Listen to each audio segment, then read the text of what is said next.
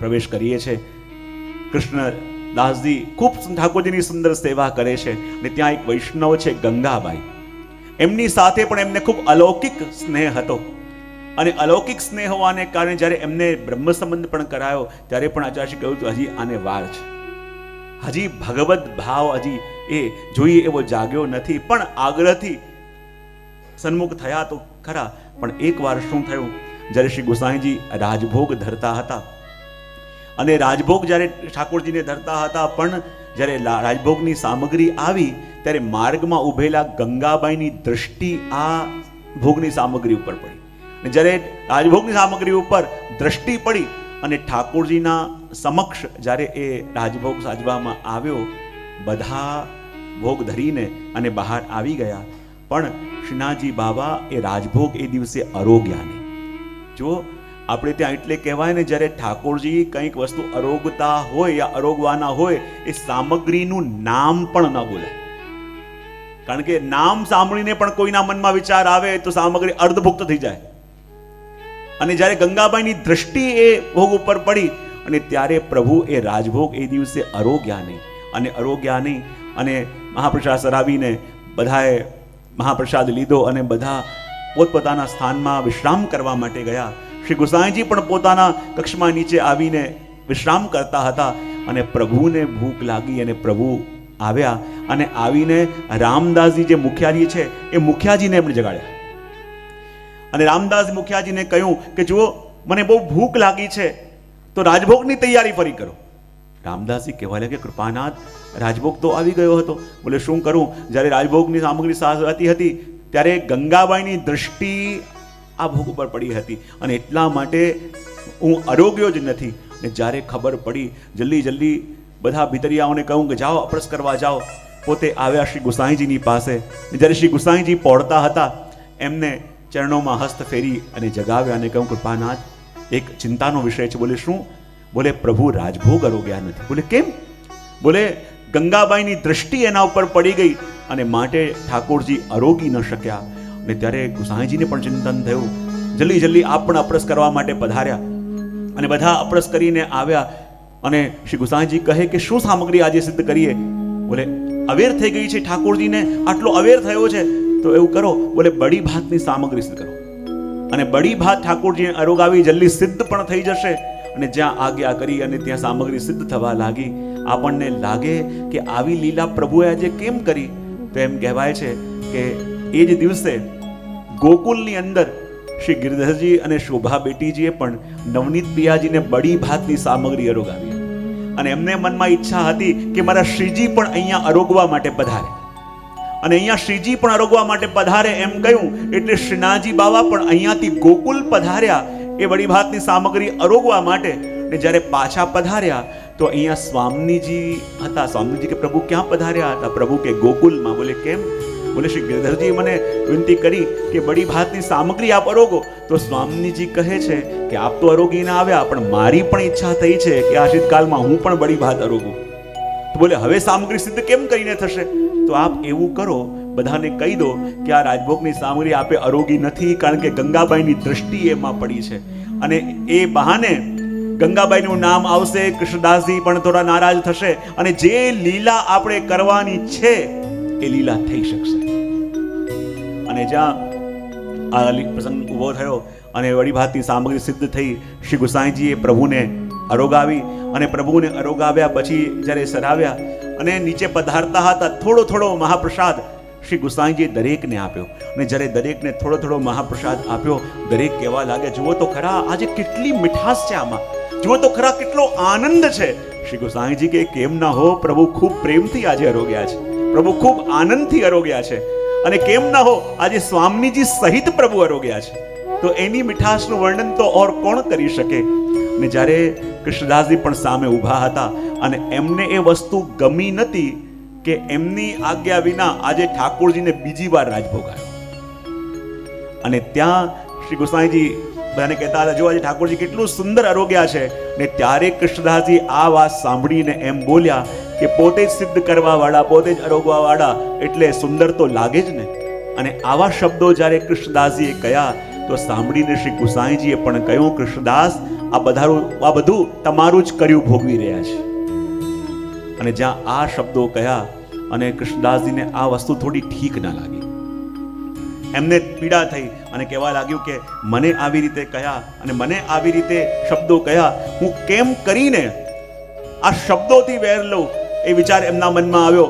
અને કહે કે જો આવા શબ્દો મને કહ્યા છે અને મને તો શ્રીનાથજીનો અધિકારી બનાવ્યો છે, મને તો અધિકાર સોંપ્યો છે, માટે આવા શબ્દો શ્રી ગુસાઈજીએ કહ્યા તો કેમે કરીને મારે શ્રી ગુસાઈજીના શ્રીનાથજીના દર્શન બંધ કરી દેવા છે.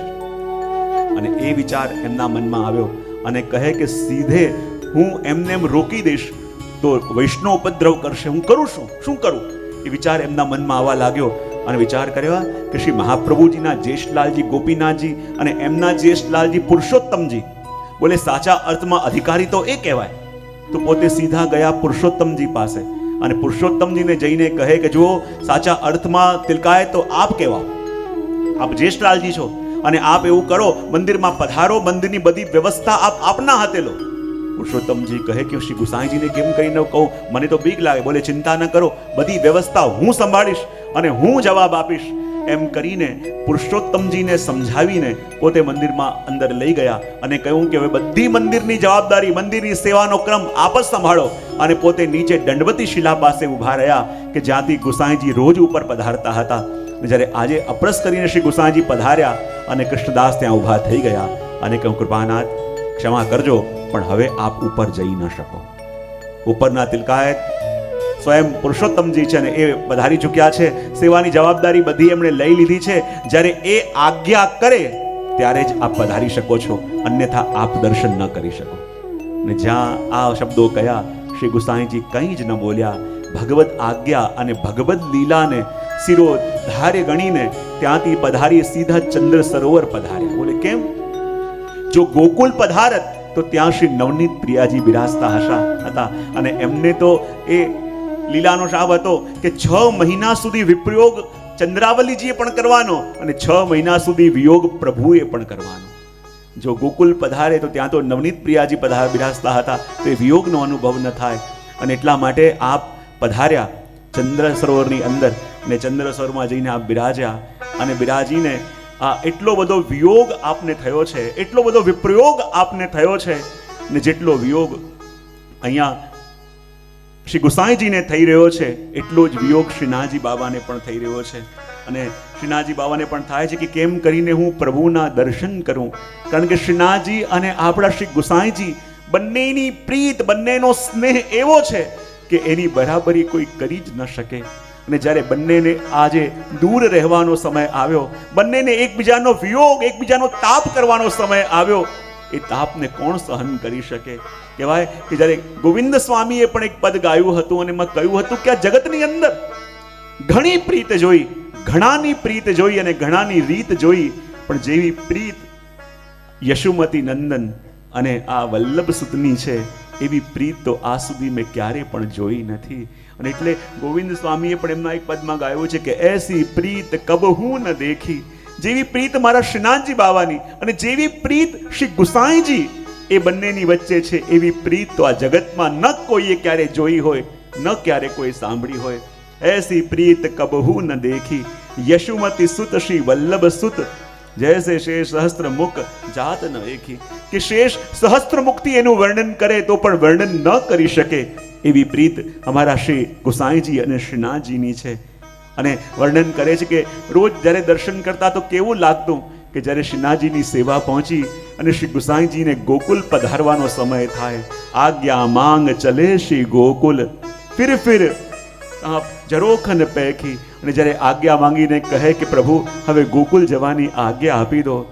શ્રીનાથજી જાણે છે કે આજે પધારીને કાલે પાછા આવશે, પણ જ્યારે ગુસાઈજી પણ જાણે છે કે આજે જઈને કાલે પાછા આવવાનું છે, પણ જ્યારે અહીંયા સેવા પહોંચીને આજ્ઞા માંગવા જાય કે ગોકુલ જવાની આજ્ઞા આપો, ત્યારે શ્રી ગુસાઈજીનું પણ કંઠ ભરાઈ જાય, શ્રી ગુસાઈજીની આંખોમાંથી પણ અશ્રુ આવી જાય.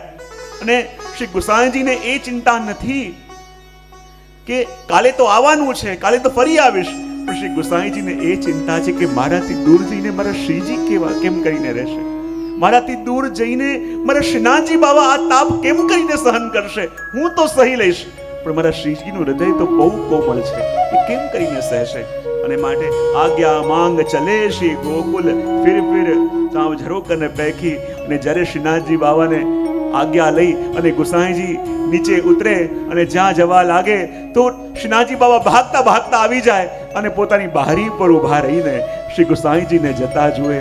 જાણે નેત્રો કહેતા હોય કે આપ ન જાઓ, જાણે નેત્ર કહેતા હો કે આપ મને મૂકીને ન જાઓ, આપ અહીંયા જ રહી જાઓ, મારી પાસે જ રહો. ભાગી ભાગીને ઝરોખામાં આવીને શ્રી ગુસાઈજીને પધારતા જુએ. આજ્ઞા માંગ ચલે શ્રી ગોકુલ, ફિર ઝરોખન પેખી. સુનિયત કથા જલ ચાતક કી, કુમુદની ચંદ ચકોર વિશેખી. આ જગતમાં ચાતક અને સ્વાતિ જલ બિંદુની, ચંદ્રમા અને ચકોરની કથાઓ તો ઘણાએ સાંભળી છે, પણ આ વ્રજવાસીઓ તો નિત્ય આ બંનેની પ્રીતના દર્શન અહીંયા કરે છે. જ્યારે શ્રી ગુસાઈજી અને શ્રીજીના દર્શન જોડે કરે, જ્યારે ગુસાઈજી અને શ્રીજી જોડે બિરાજતા હોય તો એ જ પ્રીતના દર્શન અહીંયા